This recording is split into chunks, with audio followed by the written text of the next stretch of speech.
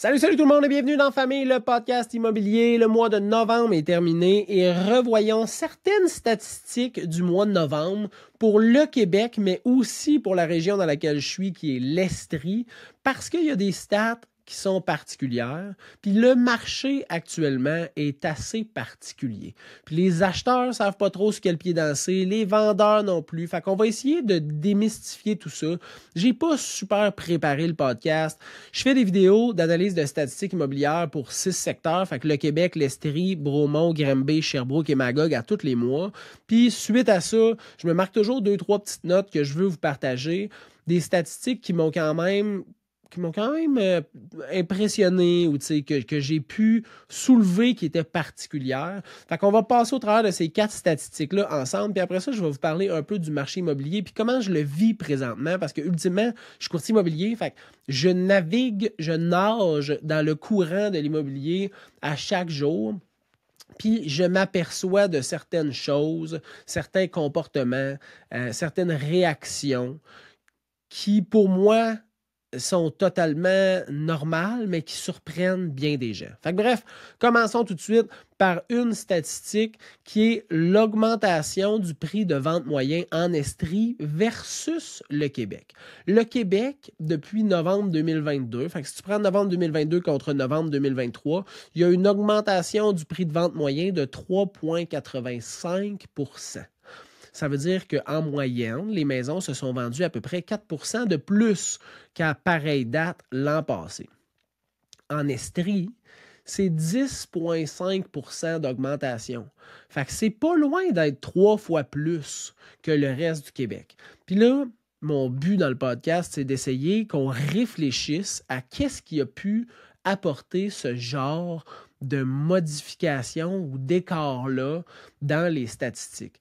Quand je regarde l'Estrie versus le reste du Québec, on n'est pas particulièrement plus choyé qu'ailleurs. On n'a pas plus de lacs, plus de montagnes. Je veux dire, les cantons de l'Est, c'est somme toute mythique, là, mais je veux dire, les Laurentides aussi, Charlevoix aussi. Fait il n'y a rien qui sort de l'ordinaire. Par contre, notre positionnement géographique est assez avantageux. Pas trop loin de Montréal, pas trop loin de Québec, pas trop loin des lignes américaines. Fait que c'est sûr que le fait que le télétravail soit plus présent, que les entreprises se décentralisent, puis qu'on puisse être remote, là, travailler à distance, que l'Internet haute vitesse soit plus disponible qu'auparavant, puis qu'il y ait plus d'options, même s'il n'y a pas la disponibilité câblée, comme, mettons, Starlink, bien ça fait que les gens ont plus la capacité à sortir des grands centres. Puis ça l'a quand même apporté, la COVID a apporté une réalisation que d'avoir du terrain, d'avoir un espace, un safe space pour la famille, c'est quelque chose qui est important. Fait que ça, je pense que c'est ce qui vient aider la croissance du prix moyen en Estrie, mais on avait aussi, par rapport à d'autres régions au Québec, un retard sur les valeurs immobilières. Fait que je pense que c'est ce qui justifie le 2,5 fois plus d'augmentation de prix de vente moyen en Estrie versus le Québec. La deuxième statistique que je voulais vous parler, c'est celle de Bromont, qui est ma nouvelle municipalité chouchou. Le nombre de ventes effectuées à Bromont est vraiment trop faible par rapport au nombre d'inscriptions en vigueur. Si tu prends le nombre d'inscriptions en vigueur, puis tu fais un petit produit croisé mathématique avec sa région, qui est l'Estrie, le rapport est vraiment défavorable.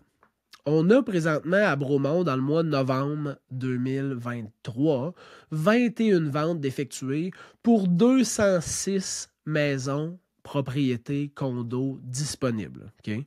Si tu prends la même statistique en Estrie, c'est 333 ventes pour 2115 propriétés disponibles. Fait que si tu prends un petit produit croisé, là, il devrait y avoir 33 ventes de fait à Bromont versus 21. Fait que présentement, il n'y a pas assez de transactions qui se font dans ce secteur-là. Puis ce qui peut justifier ça, là, c'est le prix des propriétés affichées. Puis là, je comprends que si tu es un propriétaire, que tu as acheté une maison, tu y as mis de l'amour, tu as voulu investir, finalement ton projet change, tu veux déménager, c'est trop grand pour toi, tu veux avoir le plus possible. Puis des fois, les gens disent « Ouais, mais là, je ne vais pas la donner. » Oui, mais Roger, tu as payé 320 000 ta maison, même si tu la vendais 600 au lieu de 710, tu as quand même bien fait 2 fois le profit que tu as payé, sacrément. Tu n'es pas en train de la donner, là, tu sais, là. Fait que les attentes des gens sont relativement assez élevées. Fait que de revoir l'analyse de la valeur d'une propriété selon la situation économique et la situation immobilière dans le marché où on est, puis niveler nos attentes avec cette réalité-là, c'est peut-être une bonne chose.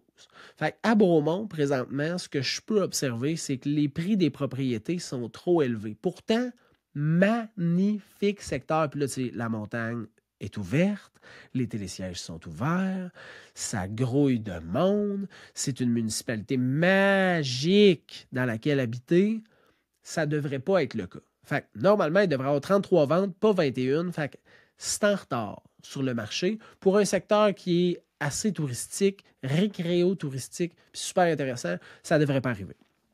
La troisième statistique qui m'a pas impressionné ni choqué, mais le délai de vente en Estrie est passé de 54 jours l'an passé à 51 jours. Fait que c'est plus vite de vendre une maison en novembre en Estrie cette année que l'an passé.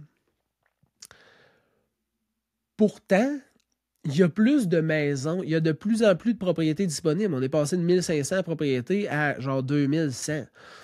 Quand il y a vraiment une grande offre, ben normalement, les prix devraient descendre, puis là, les prix montent, puis les délais devraient normalement s'allonger parce que, il y a quand même beaucoup d'offres, là, fait qu'il y a moins d'urgence. Mais pourtant, les délais sont plus rapides. Fait que ça, c'est une statistique qui m'a quand même assez frappé parce que j'aurais pensé que ça aurait été plus... J'aurais pensé que ça aurait été plus long à vendre une propriété. Puis ce que j'ai observé dans mon day-to-day, c'est que les transactions prenaient un petit peu plus de temps. Fait que ça, c'est une transaction, c'est une statistique qui m'a vraiment surpris. Puis les ventes sont plus rapides, mais il y a encore une négociation présente de 3%. Ça, c'est la quatrième statistique que je voulais vous parler. On a 3% en moyenne de négociation à chaque transaction. Dans un marché où normalement les ventes se font plus rapidement, on pourrait se dire que c'est parce qu'il y a beaucoup de monde qui cherche, puis là, il y a probablement des offres multiples, puis là, ça fait monter les prix, mais c'est pas ça qu'on voit. On voit qu'il y a une négociation sur les prix d'affichage. Ça vient un peu rejoindre ce que je parlais du marché de Bromont, où les prix sont, somme toute, plus élevés. Des choses qu'on peut appliquer pour venir gérer ce marché-là. Si tu es un vendeur, c'est d'avoir une mise en marché de qualité. Ça veut dire des bonnes photos, un bon home staging, des pièces qui sont désencombrées, des garde-robes qui sont bien rangées, une vidéo de visite virtuelle. On est en 2024 bientôt, là. Hein? Dans pas long, ça va être des visites holographiques, là, où genre il va y avoir, tu vas marcher dans la maison ou une visite VR, là. Fait que la vidéo de visite virtuelle, on peut-tu se dire que c'est la base en 2023-2024? Fait que ça devrait être un prérequis pour choisir le courtier qui va t'aider ou pour choisir la compagnie dans laquelle tu vas afficher ta propriété. Une vidéo de visite virtuelle, horizontale, verticale, sur tous les réseaux sociaux. Ça devrait être la base. La deuxième chose qu'on peut faire pour essayer d'aider à gérer ce marché-là, c'est d'avoir un prix d'affichage adéquat selon la situation économique et la situation immobilière du secteur dans lequel tu te trouves. Mais pour mettre un prix adéquat, là, la troisième chose, c'est qu'il faut que tu aies des attentes qui sont réalistes. Puis il faut que tes attentes soient réalistes sur deux choses. Sur le prix, qui est la première chose, puis la plus importante. et aussi sur les délais de vente. Malgré que les délais sont plus rapides en Estrie, là, il y a des transactions où, puis ça c'est vraiment avec ton prix, là. Plus ton prix est élevé, plus ton délai va être long. Plus ton prix est stratégique, plus ton délai va être court. Il y a encore des transactions qui se font avec un prix qui est très réaliste et très stratégique, puis on le voit, la réponse du marché à ces transactions-là est fulgurante. Il y a encore 5, 6, 8, 12 offres d'achat sur la même propriété. Mais sache que la justification de ton prix là, va venir influencer le délai. Hein? Puis là, il y en a qui vont dire « Ouais, mais là, je l'avais mis à tel prix, mais on l'a baissé après. » Il est pas trop tard, mais tu as raté le lancement de ta propriété. Puis ça peut influencer grandement ta transaction. Ça se peut que non, mais il y a des bonnes chances que oui, malheureusement. Puis comme je disais, gardez en tête pour les acheteurs là, que la surenchère est encore présente. Est-ce que c'est des 120 000, 150 000 comme on voyait pendant la COVID? Non, non. Mais si une maison est mise sur le marché, on va dire, je ne sais pas moi, 329 000, puis que les comparables sont 365, 370 prix vendu, mais il était affiché à 329 000, il y a des maudites bonnes chances que ça sorte dans ces eaux-là.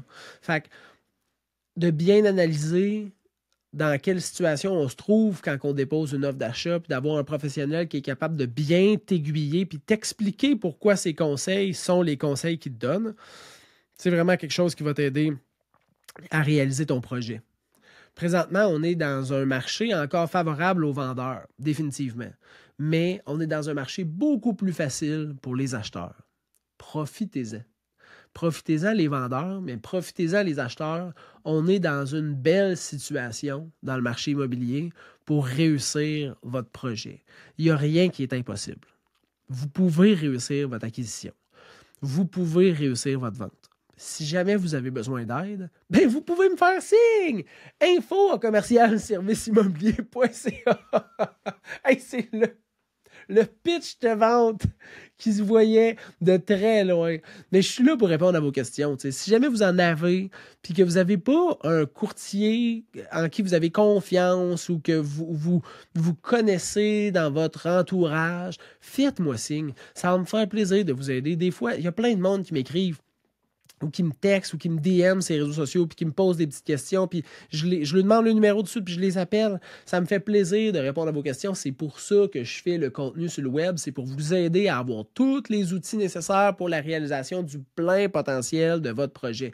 Fait que gênez-vous pas puis écrivez-moi. J'espère que vous avez aimé le podcast. La prochaine fois, ça va être une revue de l'année complète, des variations, des hausses, des baisses, de ce qui s'est passé, de comment on a vécu ça. Ça va être un wrap-up comme post, pré et pendant COVID des 3 dernières années versus cette année. Ça va être super intéressant. D'ici là, je vous souhaite une très bonne fin de journée et on se revoit bientôt. Bye bye!